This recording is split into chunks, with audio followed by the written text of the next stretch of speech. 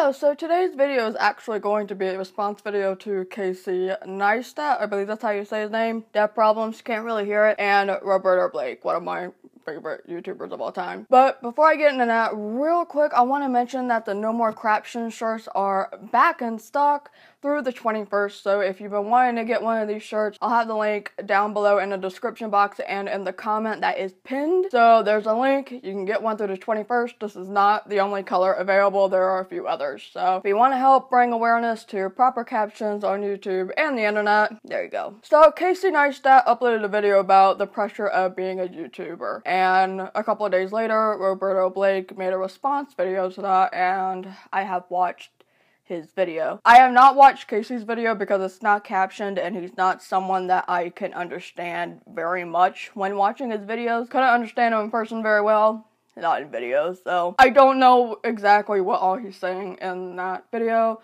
But a heads up, Casey, if you're watching this, please consider captioning your videos to make them more accessible.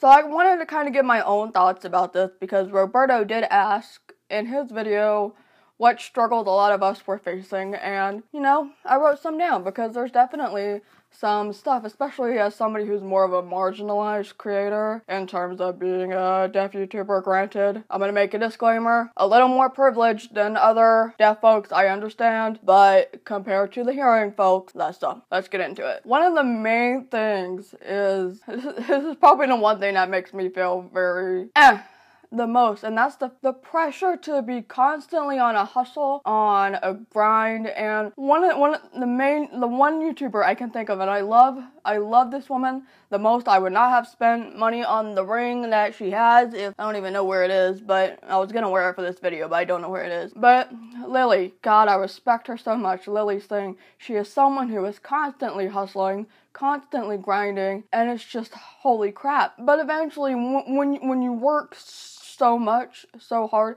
you get to the point where your body is eventually going to shut down. And that is eventually what happened to her not too long ago when she got very sick. And that made me worry for her. At the same time, when I would watch her and I would watch other people, also like Casey, who, is he still vlogging every day now? I thought he was and then he quit. I don't remember now. You know, uploading daily vlogs or constantly pushing out really big content, but also doing other stuff on the side, maybe writing or, you know, whatever else. And really, the reality is that's just not a good thing to do. You need rest days. And I'm gonna be honest, I don't even take my own advice sometimes, and that's probably why I got so sick. Well, I probably picked up something from somebody, but another thing is that I probably got so, part of me was sick because of how much stress I put on my body during the month of April and March. That's kind of scary. It's just feeling like if you don't put out this much content or do this much work that you're not really doing well at your job.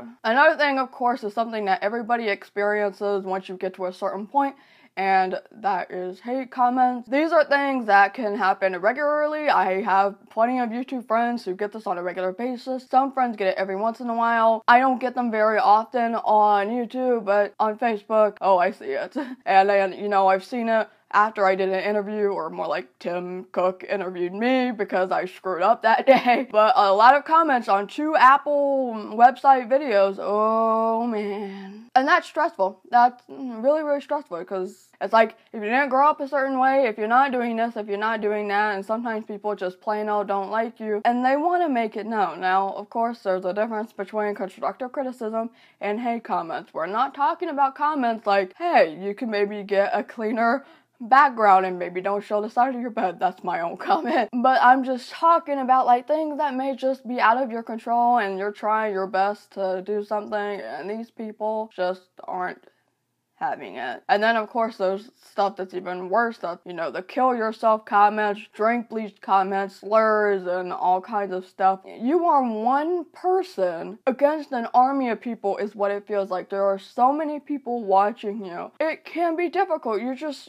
trying to do what you do, mind your own business sometimes, but then there's just so much out there and it can be very, very overwhelming. And if you're someone with a mental illness like, hi, I have depression, it can be really, really difficult. And there's also the fear of screwing up and not being likable, 24/7. It's impossible to be likable 24/7. Not everyone is going to like you. You may know that. I know that. But at the same time, in the back of your brain, it's just like, but I want everyone to like me. Otherwise, this is bad. But it's not gonna happen. I don't even like everyone. There are a couple YouTubers I'm not too fond of. So why am I trying to tell myself that I want everyone, well, I mean, you can want everyone to like you, but, you know, it's not worth the stress of not being able to please everyone. But still, that puts a lot of pressure on YouTubers, or anyone who makes content online, really. And the last thing I have, we'll throw that out.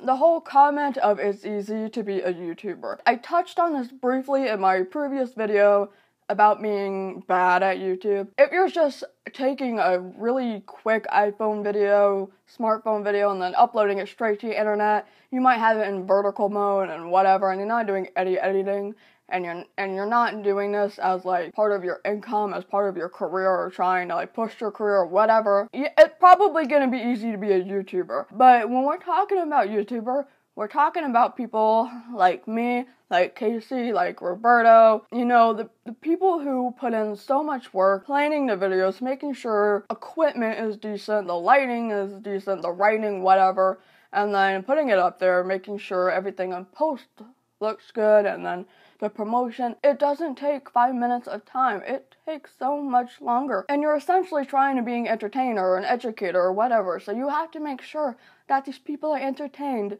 that these people are educated. You want them to come to you and stay there, and that's a lot of pressure, because if you don't get that done, you feel like it's not worth continuing. So yeah, those are some of the things that I thought of while I was watching Roberto's video, and you know, I just wanted to share that with you all. If you are a YouTuber and you're facing some struggles, let me know what they are in the comments below. And before you go, if you haven't, consider pledging on Patreon. I have perks, so if you donate or pay this much money a month, you get a little something. And I will see you later. Bye.